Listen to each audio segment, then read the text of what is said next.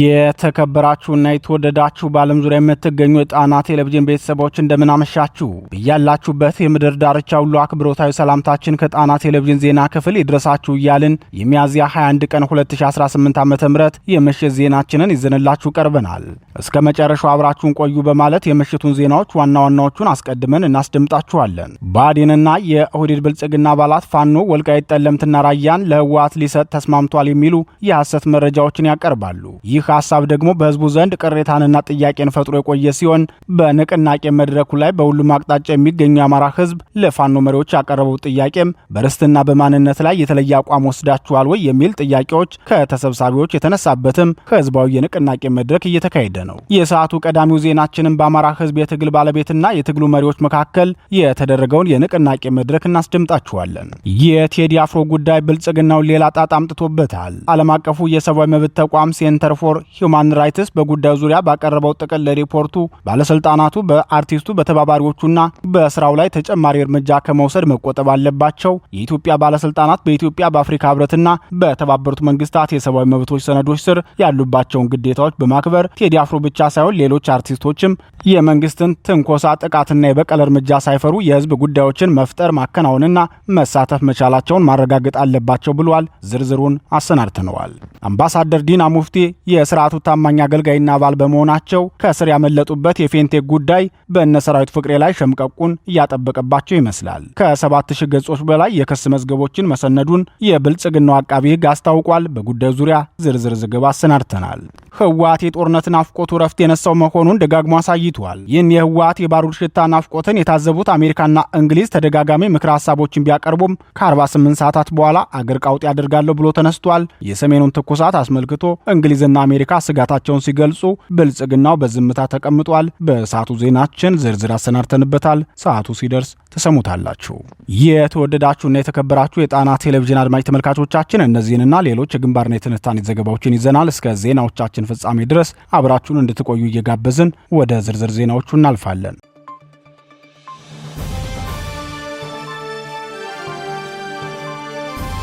ቃል ኪዳናችንን ያደስንበት ነው። የአማራ ህዝብ በከፍተኛ ተጋድሎ እየተካሄደ የሚገኝ የአማራ ህዝብ የሉና ትግል በድል እንዲጠናቀቅ የትግሉ መሪ ፋኖ ከትግሉ ባለቤት የአማራ ህዝብ ጋር የሚያካሄደው ህዝባዊ የንቅናቄ ውይይት መድረክ በከፍተኛ መግባባትና የትግል ቃል ኪዳንን በማደስ እንደቀጠለ ነው። የአማራ ፋኖ ብሔራዊ ንቅናቄ እንደ ድርጅት ባወረደው መመሪያ መሰረት በአራቱም ጠቅላይ ግዛቶች እየተካሄዱ የሚገኙት ህዝባዊ የንቅናቄ መድረኮች የትግል ቃል ኪዳናችን የታደሱባቸውና የህዝባዊ ትግሉ ሊከተላቸው የሚገቡ ምክረ ሀሳቦች የተነሱባቸው ናቸው ሲሉ በአራቱም ቀጠና የሚገኙ የህዝብ ግንኙነት መምሪያዎች ለጣና ቴሌቪዥን ተናግረዋል። የህዝባዊ የንቅናቄ መድረኮቹ የሉና ትግሉን በማጠናከር ብቻ ሳይሆን ህዝቡ ከተግባራዊ ሁኔታው ጋር እንዲተባበርና አንድነቱን እንዲያጠናክር ዋና መሰረት ሆነው ታይተዋል ሲሉ የሚገልጹት የህዝብ ግንኙነት ኃላፊዎቹ በተለይም በውይይት መድረኩ የሚነሱ ሀሳቦች የትግሉን አቅጣጫ ለመጥለፍ በማህበራዊ ሚዲያዎች የሚሰራጨውን የስም ማጥፋት ዘመቻዎች በሙሉ መቅረፍ የቻልንባቸው ናቸው ሲሉ ተናግረዋል። ብአዴንና የኦህዴድ ብልጽግና አባላት ፋኖ ወልቃይት ጠለምትና ራያን ለህወሓት ሊሰጥ ተስማምቷል የሚሉ የሐሰት መረጃዎችን ያቀርባሉ። ይህ ሐሳብ ደግሞ በህዝቡ ዘንድ ቅሬታንና ጥያቄን ፈጥሮ የቆየ ሲሆን በንቅናቄ መድረኩ ላይ በሁሉም አቅጣጫ የሚገኘው የአማራ ህዝብ ለፋኖ መሪዎች ያቀረበው ጥያቄም በርስትና በማንነት ላይ የተለየ አቋም ወስዳችኋል ወይ የሚል ነበር። እንደዚህ አይነት ጥያቄዎችን ጨምሮ ሌሎች ብዥታን የሚፈጥሩ የብአዴን ቅጥረኞችን የሐሰት መረጃም በህዝባዊ ንቅናቄው ማጥራት የተቻለበት መሆኑን የህዝብ ግንኙነት ኃላፊዎች ለጣና ቴሌቪዥን ገልጸዋል። በዛሬው ዕለት በጎንደር ጠቅላይ ግዛት ደንቢያ አውራጃ የጎንደር ጠቅላይ ግዛት በላይ እዝ 202ኛ ኮር በከፍተኛ አመራሮች የተመራ ውይይት በልዩ ሁኔታ ስኬታማ መሆኑ የተገለጸ ሲሆን በጎጃም ጠቅላይ ግዛትም የአጼ ቴዎድሮስ እዝ 201ኛ ኮር በነፍሴ ሳር ምድር ያካሄደው ውይይት በስኬት ተጠናቋል። በሸዋ ጠቅላይ ግዛት አሳምነው እዝ በበኩሉ በተቆጣጠራቸው በሁሉም የሸዋ ቀጠናዎች በተለያዩ አጀንዳዎች ላይ የህዝብ ንቅናቄ መድረክ የተለያዩ የማህበረሰብ ክፍሎችን በማሳተፍ አካሂዷል። በዛሬው ዕለት ሚያዝያ 21 ቀን 2018 ዓ.ም በሸዋ ጠቅላይ ግዛት መራቤቴ አውራጃ በሞረትና ጅሩ ወረዳ በዜና ማርቆስ ክላስተር ታላቅ ህዝባዊ መድረክ መካሄዱን የአማራ ፋኖ ብሔራዊ ንቅናቄ ሸዋ ጠቅላይ ግዛት አሳምነው እዝ የህዝብ ግንኙነት ክፍል አስታውቋል።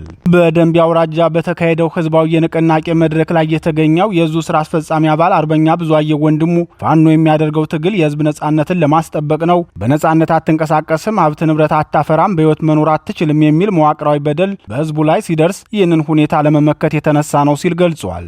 በእኛ ብዙአየሁ አክሎም ይህ ፍትሐዊ ትግል ስኬታማ የሚሆነው ከህዝባችን ጋር አንድ ልብ አሳቢ፣ አንድ ቃል ተናጋሪ ሆነን ስንቀጥል ብቻ ነው ያለ ሲሆን አንድነትና ማህበራዊ ግንኙነታችንን ማጠናከር ከትግሉ ውጤት ጋር ቀጥታ እንደሚያያዝ ገልጿል። የአፋብን ሸዋ ጠቅላይ ግዛት አሳምነው እዝ አጼ አምደ ጽዮን ኮር የራስ አበበ አረጋይ ክፍለ ጦር አመራሮች፣ የአርበኞች ጦር ሰራዊት አመራሮች እንዲሁም የዙ የፖለቲካ መምሪያ አመራሮች በተገኙበት በጅሩ ቀጠና በዜና ማርቆስ ክላስተር ስር ከሚገኙ ቀበሌዎች ከተውጣጡ ነዋሪዎች ጋር የተካሄደውን ህዝባዊ ውይይት አስመልክቶ የዙ ህዝብ ግንኙነት መምሪያ ሲገልጽም በትግሉ ሂደትና ተያያዥ ጉዳዮች ዙሪያ በሳል የመድረክ ውይይት ተደርጓል። ከመድረኩ ተሳታፊዎች ለተነሱ ወቅታዊ ጥያቄዎችም መድረኩን በሚመሩ በየደረጃው በሚገኙ አመራሮች ምላሽና ማብራሪያ ተሰጥቶበታል ብሏል። በጎጃም ጠቅላይ ግዛት ምስራቅ ጎጃም ዞን ሁለት ጅኖስ የወረዳ አስተሬ ቀበሌ የተካሄደው የወጣቶች መድረክ ደግሞ በወጣቶች ተሳትፎና ህዝባዊ ቃል ኪዳን በማደስ የተካሄደ መሆኑን የ201ኛ ኮር ህዝብ ግንኙነት ክፍል ያደረሰን መረጃ ያመላክታል። በአጠቃላይ ይህ የቀጠናዎቹ ውይይት ሂደት ትግሉን በህዝብ ድጋፍ ላይ በመመስረት ወደፊት እንዲጓዝ አስፈላጊ መሰረት እየፈጠረ ነው። አንድነት፣ ግልጽ የሆነ ግንኙነትና ተወያይቶ መፍትሄ መፈለግ፣ እነዚህ እርምጃዎች ትግሉን ወደ ተሻለ ውጤት ለመምራት ተስፋ ያሳያሉ ሲሉ የፖለቲካ ተንታኞች ይናገራሉ።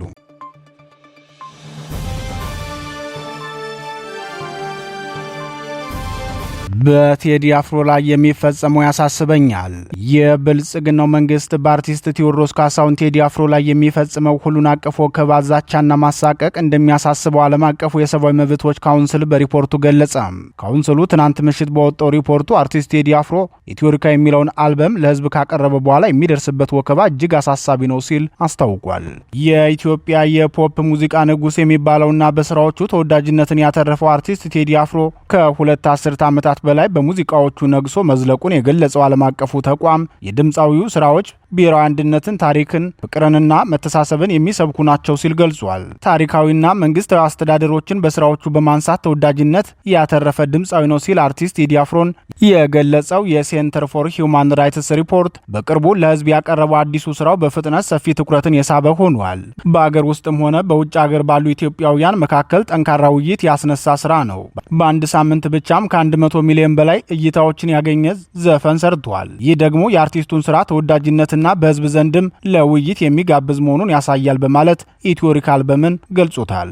ሆኖም የአርቲስቱ ስራ በህዝብ ዘንድ ተወዳጅነትን ያትርፍለት እንጂ አገሪቱን በሚመራው የብልጽግናው ስርዓት መሪዎችና በካድሬዎቻቸው ግን በመልካም ሊታይ እንዳልቻለ ሪፖርቱ ያትታል። በዚህም መሰረት የአርቲስቱ የቅርብ ሰዎች መታሰር፣ የጋዜጣዊ መግለጫው መከልከል፣ የአርቲስት ቴዲ ስቱዲዮዎች መዘረፍና በአርቲስቱ ላይ ስርዓቱ የከፈታቸው ዘመቻዎች እንዳሳሰቡት ስጋቱን ገልጿል። የድምፃዊ ቴዎድሮስ ካሳሁን ምክትል ስራ አስኪያጅና ቃል አቀባይዋ ማህሌት ሰለሞን ከታሰረ ዛሬ 8ኛ ቀኗን መያዟን ሴንተር ፎር ሂውማን ራይትስ ገልጾ የቅርብ ጓደኛቸው የሱፍ ያሲንም በተመሳሳይ ቀን ወደ እስር ቤት መወሰዱን አስታውሷል። ከዚህ በተጨማሪም የስርዓቱ የጸጥታ ኃይሎች ከመንግስት የስራ ሰዓት ውጪ የፍርድ ቤት ማዘዣ ሳይዙ ወደ አርቲስት ቴዲ አፍሮ ቤት ሄደው ከእሱ ጋር እንደሚኖር የሚታመን ሌላ አርቲስት እንደሚፈልጉ መግለጻቸው ስርዓቱ በድምፃዊው ላይ የሚያሳድረው ማዋከብና አለፍ ሲልም ኃይልም የማሳየት ነውር መሆኑን ሪፖርቱ ይገልጻል። በዚህ ብቻ ያላበቃው የስርዓቱ ነውረኝነት ካለፉት 13 ቀናት ጀምሮ የአርቲስት ቴዲ አፍሮን ዘፈን ሲሰሙ የነበሩ ከ130 በላይ ወጣቶችን ማሰሩንም ይኸው ዓለም አቀፉ ተቋም አጋልጧል። ስርዓቱ ይህንን ያህል ነውርና መንግስታዊ ውንብድና የሚፈጽምበትን ምክንያት ሴንተር ፎር ሂውማን ራይትስ ሲገልጽም አንዳንድ የአርቲስቱ ዘፈኖች የመንግስትን ድክመቶች የሚያጋልጡ በመሆናቸው ነው ብሏል። ሴንተር ፎር ሂውማን ራይትስ በመጨረሻ መልእክቱን ሲያስተላልፍ የኢትዮጵያ ባለስልጣናት በአርቲስት ቴዲ አፍሮ እና በዙሪያው ላሉ ሰዎች የሚያደርስባቸው ማናኛውንም ትንኮሳና ማስፈራራት በአስቸኳይ እንዲያቆሙ፣ በዚህ ጉዳይ ምክንያት የታሰሩት ሁሉ በአስቸኳይ ሊፈቱ ይገባል፣ ከአርቲስቱ ስቱዲዮ የተወሰደው ቁሳዊና አእምሯዊ ንብረት ሁሉ ያለምንም መዘግየት ሊመለሱለት ይገባል። ባለስልጣናቱ በአርቲስቱ በተባባሪዎቹና በስራው ላይ ተጨማሪ እርምጃ ከመውሰድ መቆጠብ አለባቸው። የኢትዮጵያ ባለስልጣናት በኢትዮጵያ በአፍሪካ ህብረትና በተባበሩት መንግስታት የሰብአዊ መብቶች ሰነዶች ስር ያሉባቸውን ግዴታዎች በማክበር ቴዲ አፍሮ ብቻ ሳይሆን ሌሎች አርቲስቶችም የመንግስትን ትንኮሳ፣ ጥቃትና የበቀል እርምጃ ሳይፈሩ የህዝብ ጉዳዮችን መፍጠር፣ ማከናወንና ማሳተፍ መቻላቸውን ማረጋገጥ አለባቸው በማለት ሀሳቡን አጋርቷል። ይህ በእንዲህ እንዳለ በአርቲስት ቴዲ አፍሮ አፍሮ 6ኛ አልበም ምክንያት ለእስር የተዳረጉት ማህሌት ሰለሞን በብልጽግናው መርማሪዎች የሐሰት ምስክርነት እንዲሰጡ እየተገደዱ መሆኑን መሰረት ሚዲያ ከታማኝ ምንጮች ሰምቻለሁ ብሎ ዘግቧል። በአርቲስት ቴዲ አፍሮ ዙሪያ የሚያተኩር ዘጋቢ ፊልም ለመስራት የተዘጋጀው ስርዓቱ ተከለከለ የተባለው ጋዜጣዊ መግለጫም ለማስታወቂያ ተብሎ እንጂ መንግስት አልከለከለም የሚል ምስክርነት እንዲሰጡ ማህሌት ሰለሞንን ያስገደደ መሆኑን ሚዲያው ዘግቧል።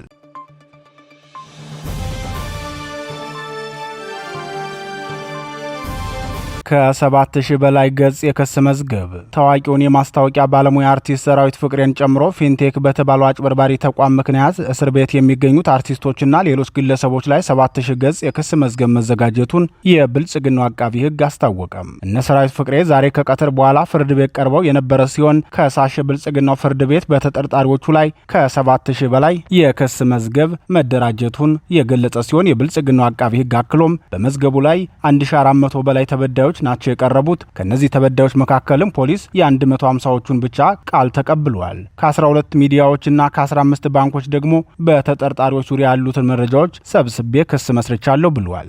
ስለሆነም ያለውን የማስረጃ ብዛት፣ የተበዳዮችን ብዛትና የጉዳዩን ክብደት ከግምት ውስጥ በማስገባት መዝገቡ ሊያስከትል የሚችለው ተደራራቢ ክስ የመመስረቻ የ10 ቀናት ተጨማሪ ጊዜ ይሰጠን ሲል አቃቢ ሕግ የብልጽግናውን ፍርድ ቤት ችሎት ጠይቋል። የተጠርጣሪ ጠበቆች በበኩላቸው ተጠርጣሪዎቹ ማህበራዊ መሰረት ያላቸው የጤና እክል ያለባቸው እንዲሁም በተፈለጉበት ጊዜ ሊመጡ የሚችሉ ታዋቂ ሰዎች ናቸው። እነዚህን ሰዎች ዋስትና መብታቸው ተከብሮላቸው ጉዳያቸውን ከእስር ቤት ውጭ ሆነው ሊከታተሉ ይገባል፣ የዋስትና መብትም ይሰጠን ብለው ተከራክረው ነበር። ሆኖም ከሳሽ የብልጽግናው መንግስትና ችሎትም ያው የብልጽግናው መንግስት በመሆኑ የተጠርጣሪዎች ጠበቆች ያቀረቡት መከራከሪያ ውድቅ ተደርጓል። ችሎቱ የአቃቢ ሕጉን የ10 ቀን ጥያቄ ላይ 3 በመቀነስና የተጠርጣሪዎቹን የዋስትና ጥያቄ ውድቅ በማድረግ አቃቢ ሕግ ለክስ መመስረቻ 7 ቀናት በመፍቀድ ክስ መስርቶ እንዲያቀርብ ለሚያዝያ 28 ቀን 2018 ዓ.ም ቀጠሮ ሰጥቷል። ፊንቴክ የሚባለው አጭበርባሪ ተቋም ከዚህ በፊት ከብልጽግናው ሊቀመንበርና ከአዲስ አበባ ከንቲባ ጋር ሃይማኖታዊ ቀረቤታ አለኝ በማለት ሄሎ ታክስ የሚባል ተቋም መስርቶ ከ600 ሚሊዮን ብር በላይ አጭበርብሮ ማንም ሳይጠይቀው መሰወሩ ይታወሳል። ሆኖም በዚያኛው ወንጀሉ ተጠያቂ ያልሆነ የድርጅቱ መስራችና ፓስተር በሌላ ዙር የማጭበርበር ወንጀል በፖሊስ ቁጥጥር ስር የዋለው ተበዳዮች ጉዳያቸውን ወደ ሚዲያ ካቀረቡት በኋላ ነው። ጉዳዩ ወደ ሚዲያ ከመቅረቡ በፊት ግን ተበዳዮች በተደጋጋሚ ጊዜ አቤቱታ ከማቅረብ እስከ ፖሊስ ድረስ ሄደው ሲጮሁ የነበረ ቢሆንም የስርዓቱ መዋቅር በዝምታ ነበር ያለፋቸው። በዚህ ወንጀል ተጠርጥረው ከታሰሩት ታዋቂ አርቲስቶችና የማስታወቂያ ባለሙያዎች በተጨማሪ በጉዳዩ ላይ ተሳትፎ እንዳላቸው የሚታወቀው የብልጽግና የፓርላማ አባል አምባሳደር ዲና ሙፍቲ ሳይታሰሩ ቀርተዋል። እሳቸው ያልታሰሩት የፓርላማ አባል በመሆናቸውና ያለመከሰስ መብት ስላላቸው ነው ቢባልም የአማራ ሕዝብ ግፍና በደል አሳስቧቸው በፓርላማ ድምጻቸውን ያሰሙት ዶክተር ካሳ ተሻገር፣ አቶ ዮሐንስ ቦያለውና አቶ ክርስቲያን ታደለ ያለመከሰስ መብታቸው ተነስቶ የታሰሩት ሕጉ እንደሚያዘው በወንጀል ድርጊት ሲሳተፉ እጅ ከፈንጂ ተይዘው አለመሆኑ ይታወቃል። የአቶ ታዬ ደንዳ ስርም በተመሳሳይ የስርዓቱን ነውር በማጋለጣቸው እንጂ ሕዝብን አጭበርብረው ወይም በደረቅ ወንጀል ተግባር ሲሳተፉ እጅ ከፈንጅ ተይዘው አይደለም።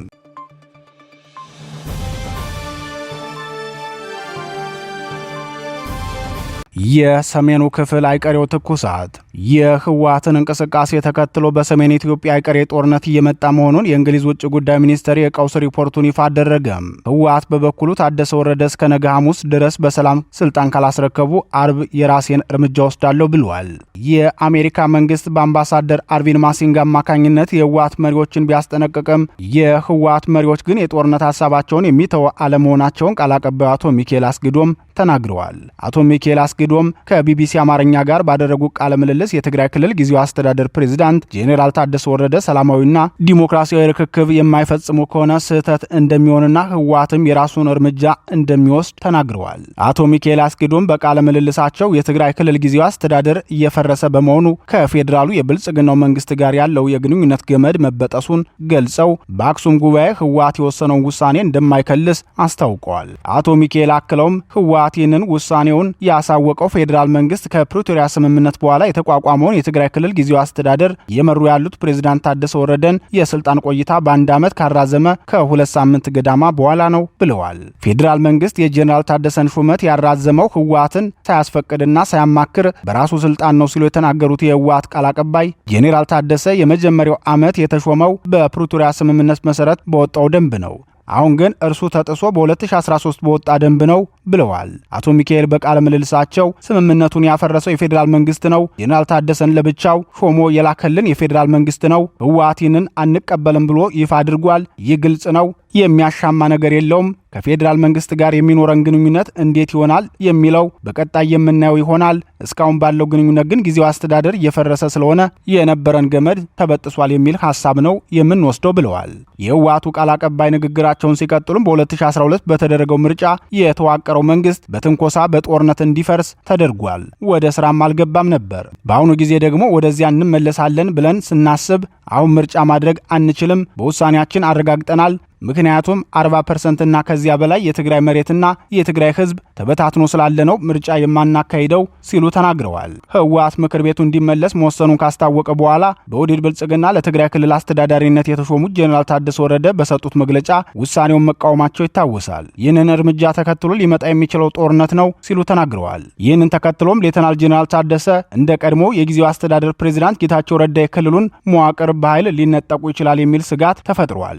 ሌተናል ጄኔራል ታደሰ ስልጣናቸውን በምክር ቤቱ ለሚመረጠው ፕሬዝዳንት ለማስረከብ ተስማምተው እንደሆነ የተጠየቁት የህወሓት ቃል አቀባይ ሚካኤል እርሱን በቀጣይ የምናየው ይሆናል የሚል ምላሽ ለቢቢሲ አማርኛ ሰጥተዋል። ህወሓት ፕሬዝዳንቱ በመግለጫቸው የተናገሩትን እንደማያምንበት የተናገሩት ሚካኤል መፈንቅለ መንግስት አይደለም፣ መደረግ ያለበት ርክክብ ነው፣ ሰላማዊና ዲሞክራሲያዊ ርክክብ እንደሚያደርጉ እምነቱ አለን። ከዚህ ውጭ የሚሄድ ሰው ካለ ወይም ከዚህ ውጭ ከሄዱ ግን ስህተት ነው የሚሆነው፣ ትክክል አይሆንም። ፕሬዝዳንት ታደሰ በሰላማዊ መንገድ ስልጣን ያስረክባሉ አያስረክቡም የሚለው አሁን አከራካሪ ነጥብ ሊሆን አይችልም። ያኔ ስንደርስ የምናየው ነገር ነው የሚሆነው ሲሉ ተናግረዋል። ይህን ተከትሎ በቀጠናው ከባድ ቀውስ እንዳይፈጠር ያሳሰባቸው የአሜሪካው ፕሬዝዳንት ወደ መቀሌ በማምራት የህወሓት መሪዎችን ቢያስጠነቅቁም ሰሚ አላገኙም። የእንግሊዝ ውጭ ጉዳይ ሚኒስተር በበኩሉ በኤርትራና በኢትዮጵያ ድንበር መካከል ውጥረት ሰፍኗል፣ ዜጎች ወደዚያ እንዳትሄዱ በማለትም የስጋት ሪፖርት አቅርቧል። ብልጽግናው በበኩሉ እስካሁን ዝምታን መርጧል።